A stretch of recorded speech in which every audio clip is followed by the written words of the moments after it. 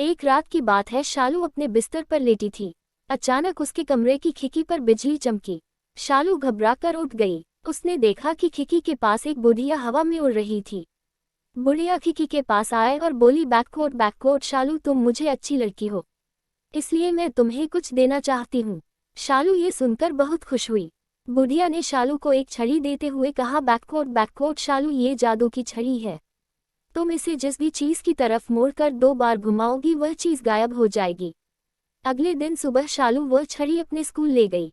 वहां उसने शैतानी करना शुरू किया।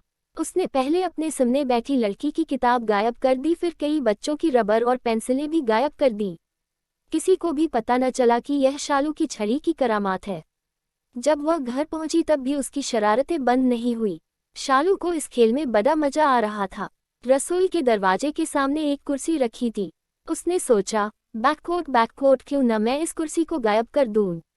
जैसे ही उसने छड़ी घुमाई वैसे ही शालू की माँ रसोई से बाहर निकलकर कुर्सी के सामने से गुजरी और कुर्सी की जगह शालू की माँ गायब हो गई।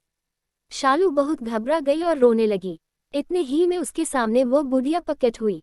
शालू ने बुढ़िया को सारी बात बताई। बुढ़िया ने शालू से कहा, बैककोट, मैं तुम्हारी माँ को वापस ला सकती हूँ, लेकिन उसके बाद मैं तुमसे ये जादू की छड़ी वापस ले लूँगी।